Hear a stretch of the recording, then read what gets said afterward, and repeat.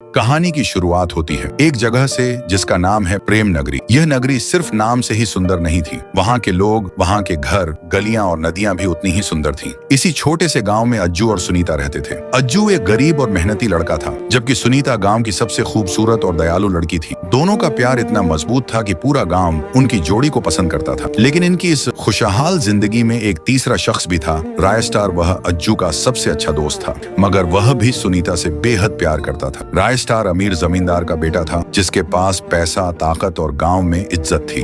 वह चुपचाप सुनीता को देखता रहता, मगर कभी अपनी भावनाएं जाहिर नहीं कर पाया, क्योंकि वो अज्जू से प्यार करती थी। हर साल की तरह इस साल भी पास वाले गांव में मेला लगा। सुनीता ने अज्जू को मेले में बुलाया, मगर रायस्टार ने चालाकी से अज्जू को एक झूठे काम के लिए बाहर भेजे दिया। जब अज्जू अपनी बाइक लेकर वहां से चला गया, तो रायस्टार भी अपनी बाइक से पास वाले गांव में मेला देखने निकल गया। तभी रास्ते में सुनीता अकेली दिखाई देती है, तो रायस्टार ने सही मौका देखकर सुनीता को बताया कि तुम्हारे लिए मेरा प्यार अज्जू से कम नहीं, बल्कि मैं तुम्हें उससे ज्यादा खुश रख सकता हूँ। सुनीता ने उसे मना कर दिया और वो वहाँ से चली गई, मगर रायस्टार ने ठान ली, अगर वह सुनीता को नहीं पा सकता तो कोई और भी नहीं पाएगा। अगले ही दिन गांव में एक बुजुर्ग के घर चोरी हुई तो खबर फैली। रायस्टार ने गांव वालों को बोलकर अज्जू पर झूठा इल्जाम लगाया कि उसने ही पैसा चुराया है। गांव वालों ने बिना सबूत के अज्जू को बदनाम कर दिया। सुनीता ने उसका साथ देना चाहा, मगर उसके पिता ने उसे अज्जू से दूर रहने का हुक्म दिया। अज्जू ने सुनीता से कहा, मैंने चोरी नहीं की। सुनीता ने कहा, मुझे पता है तुम ऐसा काम कभी नहीं करोगे। मैं तुम्हारा साथ हमेशा दूंगी, चाहे दुनिया कितनी भी तुम्हारे खिलाफ क्यों ना हो जाए।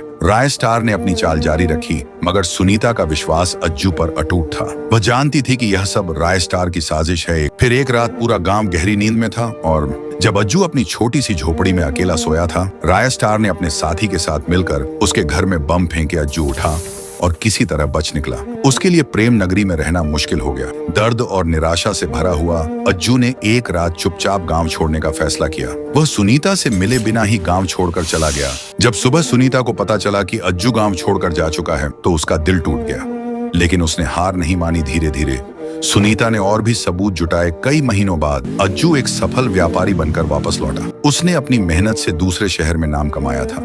जब उसे पता चला कि रायस्टार अब भी सुनीता को परेशान कर रहा है, तो वो उसी समय अपनी लैम्बोर्गिनी से गांव आया और उसने रायस्टार के दोस्त को देखा तो वो लैम्बोर्गिनी से उतरा और रायस्टार के दोस्त को 1 लाख रुपए देकर पूछा, वो चोरी किसने कराई। उसने बताया कि रायस्टार ने ही चोरी करवाई थी और आपको बदनाम किया था। तो ये सुनकर अज्जू आग बबूला हो गया। चारों तरफ धुआं धुआं हो गया, गोलियों की आवाजें, और जब धुआं छटा तो रायस्टार का दोस्त मरा हुआ नीचे पड़ा हुआ था। तो दोस्तों, अगर आप चाहते हो कि अगले पार्ट में अज्जू, रायस्टार और सुनीता के बीच का घमासान युद्ध देखना, तो इस वीडियो को 10,000 लाइक्स तक पहुंचाओ, तभी आएगा।